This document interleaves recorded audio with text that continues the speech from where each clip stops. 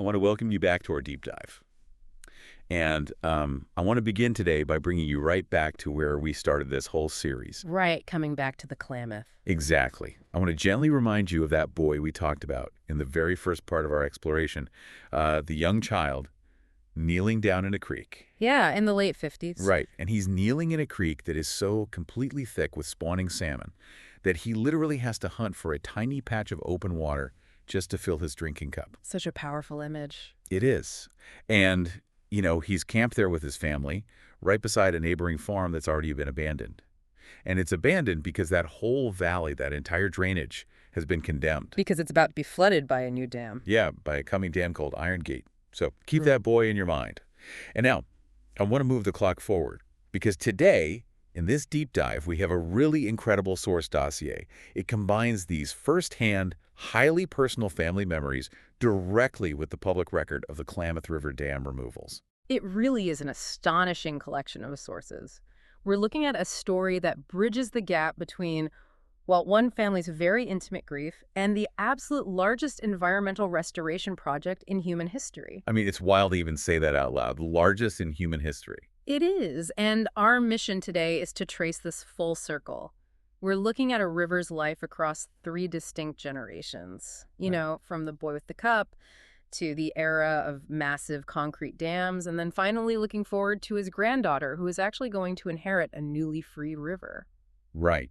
But before we get into all the details, we really need to set the tone for how we're approaching this. Yeah, that's crucial. Because as we go through these sources and test this history, we have to be clear, we are not doing this to hunt for villains. No, not at all. It's way too easy to just look back at the mid-20th century and aggressively condemn the people who poured the concrete, Oh, for sure. Hindsight makes it easy. Exactly, but that doesn't actually teach us anything about how societal decisions are made. So instead, we're going to weigh this ethical continuum of how a society treats nature. We're looking at a progression from ignorance to indifference, and then, toward greed. But we have to grant the dam builders of that era their genuine desires. Right. They had real hungers. They wanted power. They wanted agricultural water. They wanted safety from floods. Absolutely. So we're testing that history, not just imposing a verdict. Okay, so the core question we want you, the listener, to mull over today is really twofold. First, how does the literal loss of a physical landscape shape a family's identity across the decades? The emotional weight of that is immense. It really is. And second, if a river can begin to heal in a matter of just weeks after being choked by concrete for a century, what were the dams ever actually for? What did they actually buy us? Exactly. So let's start at the beginning. Let's go back to that baseline of abundance. We're at that fall deer hunting camp on Jenny Creek. Through the eyes of that young boy. Right. And the thing I can't get over in the sources is the sheer density of the life in that water. He can't dip his cup in because the Pacific salmon are just packed in there. We really do need to pause on the biological reality of that, because to a modern listener, a creek choked with salmon sounds like, I don't know, a myth or an exaggeration. Like a fisherman's tall tale. Exactly. But it's a literal, historical description of the pre-dam Klamath. These Pacific salmon Chinook, Cohouton, they are anadromous, meaning they hatch in fresh water, swim out to the ocean to grow massive, and then they smell their way back. They literally navigate by smell. They do. It's an incredibly precise olfactory memory.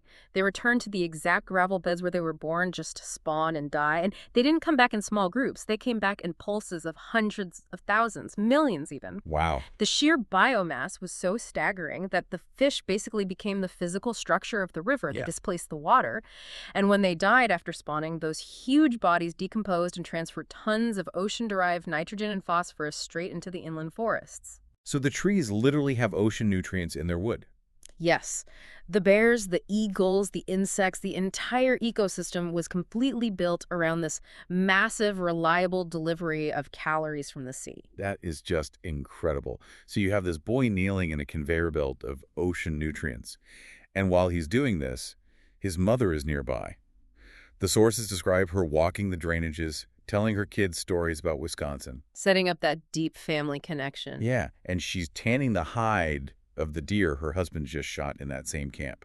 She takes that hide, which is incredibly hard work to tan, and she hand sews mitten covers and clothing for her kids. It's this perfect portrait of a closed loop, right? It represents a family and really a whole cultural way of living that simply used what a living landscape provided. Right. They aren't just observing nature, they're actively participating in it. Exactly. Tanning a hide requires deep environmental knowledge. You have to scrape it, treat it, smoke it. The father hunts, the mother sews the mittens, the boy drinks from the salmon creek.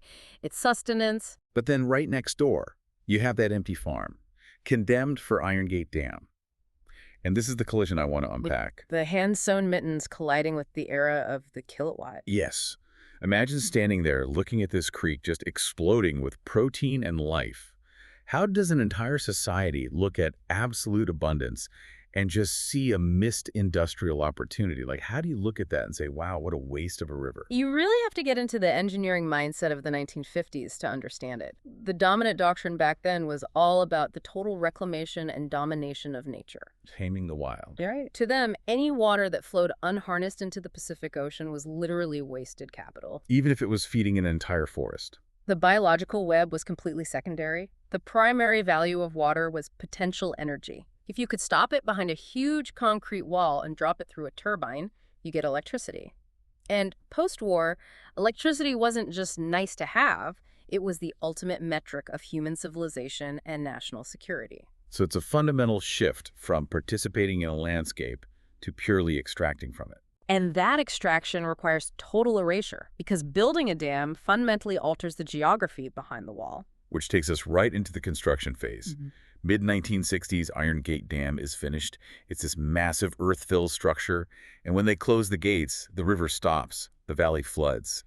And that beautiful family campground on Ginny Creek, the abandoned farm, the exact spot where the boy filled his cup, it all just vanishes under millions of gallons of slack water. The dynamic flowing ecosystem becomes a flat, static, artificial lake. The physical map is completely rewritten. And this is where the dossier gets incredibly heavy emotionally, because time passes, the decades go by, and the boy grows up. He's an adult man now. Right. And years later, he comes back to the Klamath with his mother, his sister, and a river guide. They put a boat in up in Oregon, and they float down. For a while, it's great. They're on a living river riding the current. Hearing the water over the gravel bars. Yeah. But eventually the canyon opens up, the current completely dies, and the water gets totally flat. They've entered the reservoir behind Iron Gate Dam. Which is a stark hydrologic transition. A reservoir is basically a stagnant pool. It's warm, it's coated in silt, and the acoustic environment, the sound of the river just dies. And as they're sitting there in the boat on this quiet water, they look at the canyon walls. And it clicks. They realize they are paddling directly over the top of their old campground. The ghost landscape. Yes. The deer camp, the creek, the ground where his mother sat sewing those deer hide mittens. It is straight down in the dark, buried under dozens of feet of water and silt. Let's sit in that for a second. We usually think of a lake as a peaceful place to go water skiing. But to this family, floating over that reservoir is like walking through a flooded cemetery. That's a powerful analogy. It's an intentional erasure of their lived history. And the source material points out something heartbreaking here. The mother never lives to see that campsite freed. Oh, well. She passes away while the dam is still standing, while the camp is still at the bottom of the lake. And because of that, her absence becomes permanently anchored to the physical absence of the landscape. So the grieving process for the mother and the grieving process for the river just become totally intertwined.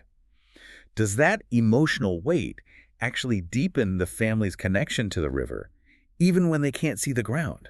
I think the sources show that it absolutely does. It forces the family to become the custodians of a truth that the physical world has hidden.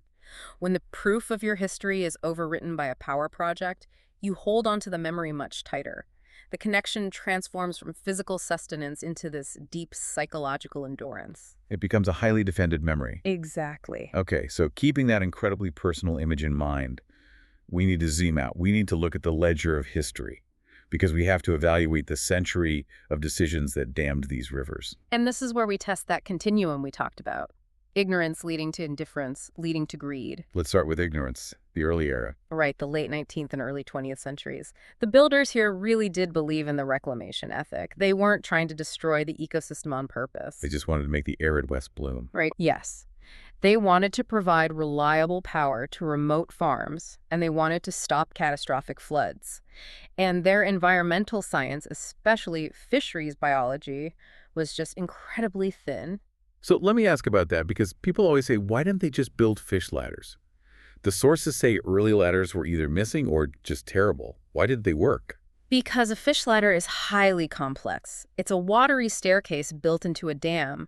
But salmon don't just blindly jump upstairs. They navigate by the precise velocity of the water flow and the chemical scent of their home stream. So a concrete staircase isn't enough. Not at all. If the water velocity coming out of the ladder isn't perfect, the fish ignore it. They just batter themselves against the massive roar of the main dam spillway instead. Plus, if the ladder water is too warm, which happens when it's drawn from the top of a stagnant reservoir, cold water salmon simply won't go in. They just didn't understand the biology. Right, they built structures for human architecture, not salmon biology. That was the genuine ignorance of the era. Okay, I hear you, but I have to push back a little on this ignorance defense. Yeah. Go for it. If I'm driving and I speed through a stop sign because I genuinely didn't see it, I'm still responsible for the crash.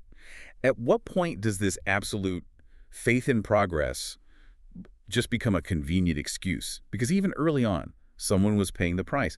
The family lost their camp, the farm was seized, and the indigenous tribes lost the fisheries that were the foundation of their entire existence. That is the exact friction the dossier highlights. The planners would have argued they weren't running a stop sign, they were paving the only road to survival. The dominant culture was so focused on technological triumph that it created a massive systemic blind spot. So it's not just that they didn't know, it's that they believed sacrificing the fish and the tribes was a completely justified price for human civilization. Precisely. The ethical ledger was weighted entirely toward industrial expansion. The tribes knew exactly what the dams would do, but they didn't have the political power to stop the concrete from pouring. Which naturally slides us into the second phase, indifference. Because you can only claim ignorance for so long. Right. You can only claim you didn't know the gun was loaded the first time it goes off. And the evidence of the damage became undeniable pretty quickly. Very quickly. And what makes the indifference phase so damning is the precedent. The East Coast rivers in New England had already killed off their salmon runs with mill dams a full century before the Western dam boom. Wow, so they had a crystal clear warning. The mechanics of what dams do to migratory fish were completely known and written in the historical record. But they built the Western dams anyway. And as the Pacific salmon collapsed decade after decade, the costs were heavily discounted because of who was absorbing them. The losers were the salmon, the river, and the Native American tribes. Yes. The Yurok, the Karuk, the Hoopa Valley, and the Klamath tribes. Yeah. They had lived with that river for millennia, and they had federally protected treaty rights guaranteeing their access to the fish. But the sources say those treaties were completely ignored in practice. How does a state water project just ignore a federal treaty? Through bureaucratic attrition. When a utility operates a dam, they control the water flow. In drought years, they had to choose. Does the water go to massive agricultural districts with huge political sway, or does it stay in the river for the tribe's salmon? Let me guess who won. For decades, the agencies almost uniformly favored the agricultural interests. The treaties were on paper, but the actual physical water was diverted away from the tribes. The loss was deliberately shifted onto people not in the boardroom. Which brings us to the final, ugliest stage of this continuum. Greed. The later era where the building a nation excuse completely falls apart. This is where we see the worst moments. The profits from power and agriculture stayed entirely private, while the environmental devastation was a public burden. The sources point to the early 2000s for this, right? The severe low-water crises in the Klamath Basin. Yes. Water allocations were stubbornly defended for very narrow benefits, reducing the river flow to an absolute trickle. And when a river gets that low, what happens mechanically? It becomes incredibly shallow and heats up rapidly. For salmon, warm water is lethal. It also breeds disease because the water isn't flushing the system. Pathogens concentrate. And that led to massive fish kills. Entirely foreseeable fish kills. Tens of thousands of adult salmon suffocating in warm, diseased water in the lower river, while the dams held all the cold water back. When the beneficiaries are few and the costs are catastrophic, indifference doesn't cover it anymore. It's an active, greedy defense of a broken status quo. So with all this trauma, a family grieving a drowned camp, indigenous nations fighting for decades, ecological collapse, you would naturally think the dams finally came down because of a massive moral awakening. You'd think a judge slammed a gavel and said, "This is wrong, tear them down." Right. But that is not what happened. And this brings us to the bottom line, the ultimate twist in the dossier.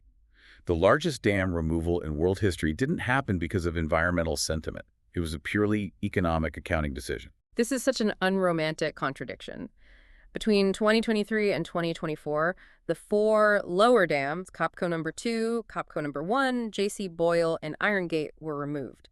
But the math is the only reason why. Let's really break this down because it completely changes how we look at environmental stewardship. You mentioned these were run-of-river dams. What does that mean compared to a massive storage dam like the Hoover Dam? A massive storage dam is built to hold years' worth of water for severe droughts and major flood control. But these four Klamath dams had very limited storage. They basically just used the natural seasonal flow of the river to spin their turbines. So they were just modest power plants sitting in the river. Exactly. No major flood control, no massive agricultural storage, just localized electricity. But they'd been making money for decades, so what changed the math? The regulatory timeline caught up. Hydroelectric dams operate under 50-year licenses from the Federal Energy Regulatory Commission, or FERC. When the original licenses were issued in the mid-20th century, environmental laws were incredibly weak. But when those licenses expired in the early 21st century, The legal landscape was totally different. The Clean Water Act, the Endangered Species Act, the tribes winning major legal battles. To get a new 50-year license, the utility company was legally required to bring these aging dams up to modern environmental codes. meaning they had to mitigate the salmon damage. Right. They'd be forced to build massive state-of-the-art fish ladders, complex screens to keep baby salmon out of the turbines, and temperature control structures. We're talking hundreds of millions of dollars in mandatory retrofits. So the corporate accountants had to look at those massive costs versus the relatively small amount of electricity these old dams were actually producing. And the math completely broke. The upgrade costs far exceeded any future revenue. They became stranded assets. They just didn't pencil out anymore. It's wild to think about. It's like finding out a bitter family feud that lasted 100 years finally ended, not because someone apologized, but just because the lawyers get too expensive. It is a deeply pragmatic victory. Does it feel a little cynical to you that it was just a financial decision? It might feel cynical, but the dossier suggests it's actually deeply clarifying. It forces an uncomfortable question. If a full, honest ledger of the costs had been kept from day one, the cost of destroying the tribal fisheries, the lost commercial salmon economy, the degraded water, if all those external costs were on the dam builder's balance sheet in the 1960s, would these dams ever have been built? Oh, absolutely not. They would have been totally unprofitable from the start. Precisely. The removal only happened because those ignored costs were finally legally forced onto the balance sheet. And once that balance sheet flipped and the excavators tore down the concrete, the physical reality of the river changed so fast it almost defies belief. Which brings us to the final part of our mission today. We started with a boy, we went through the Ghost Lake, and now we arrive at the Granddaughter's River. The healing phase. Yeah, and the timeline here is incredibly sharp. Iron Gate Dam was fully removed by October 2, 2024. The river was physically reconnected to the ocean. The very next day, October 3, wildlife biologists had sonar set up just upstream of the old dam site. And what did they see? Within 24 hours, the sonar recorded the unmistakable shapes of the first Chinook salmon moving upstream past where the dam used to be. After a century of absolute concrete blockage. One day, they didn't need a map. The second the scent and velocity of the free-flowing upper river hit the lower canyon, they just surged back in. Their biological drive just immediately reasserted itself. And it scales up so dramatically. Right. By the fall of 2025, over 10,000 large fall-run Chinooks surge into that newly opened habitat. They're arriving earlier, they're healthier, and they're traveling farther upstream than any salmon has in over 100 years. It really upends that pervasive modern narrative that nature is this fragile, delicate antique that can never be put back together once we break it. The ecosystem wasn't inherently fragile, it was just physically barricaded. The resilience is staggering. That brings our family's story full circle. Because the boy who couldn't fill his cup in the 50s, he's a grandfather now. And his granddaughter is going to visit that old site on Jenny Creek. Where the Ghost Lake used to be. Exactly. The flat, dead reservoir that they floated over and grieved, it's gone. The water drained away. The canyon walls are seeing the sun again. The river is cutting a new channel through all that silt. She's going to stand on the actual physical ground her family lost. Framing this massive infrastructure story through the eyes of the youth is so powerful because the grandmother, the one who tanned the hides, sewed the mittens, and died while her camp was buried under a lake, her memory actually deepens the granddaughter's future connection to this space. Right. It's a contrast between the grandmother's lost campsite and the granddaughter's promised salmon harvest. 3 generations bracketing the entire arc of damming and undamming. You have the great-great-grandfather who hunted there, the boy whose cup was full, and now the granddaughter watching the fall run return to a freed river. It's like pulling a massive thorn out of a lion's paw. The healing starts the exact second the blockage is gone. The grief of the middle generation made them hold on to the truth when it was invisible, and now the physical restoration of the river validates all that endurance. But, the speed of that recovery also highlights the deep tragedy of the intervening century. How so? Well, if the river was always this ready to heal, if the salmon were just waiting at the threshold for 100 years, ready to rush back the second the concrete fell, it casts a very harsh light on the necessity of the dams. Which brings us to the final synthesis of everything we've talked about today. We have these two competing worldviews. The mother's hand-sewn deer hide mittens, symbolizing a life lived in rhythm with natural abundance. And on the other side, the era of the kilowatt, trying to convert an entire landscape into electricity. The boy was taught by his era to call a living river a waste. Right. But the granddaughter, standing where the artificial lake used to be, watching thousands of salmon return to feed the forest, she is the ultimate answer to that worldview. The answer just arrived a lifetime late. And that leaves us with a final open question from the dossier to grapple with. The salmon came back in weeks. That's the physical evidence. But if the river was this ready to be a river again, what did a century of impoundment actually buy us? Was the localized power worth the near extinction of a species, the erasure of a landscape, and the devastation of indigenous nations? It's a heavy question. It is. And it's the question I want to leave you, our listener, with today. I want you to mull over your own inheritance. Look at the landscape around you. What do we tell the next generation a landscape is actually worth? When we sit in boardrooms and make decisions about what to build or pave, what do we owe the neighbors living downstream? What do we owe the nations whose treaties were signed and then conveniently ignored? And what do we owe the children 3 generations out who have to inherit the ledgers we leave behind? We have to answer to them eventually. We do. We start today with a boy looking at a creek choked with salmon. We end with a granddaughter standing on freed ground, listening to the sound of the Klamath water running free. And the question of what happens next is entirely up to us.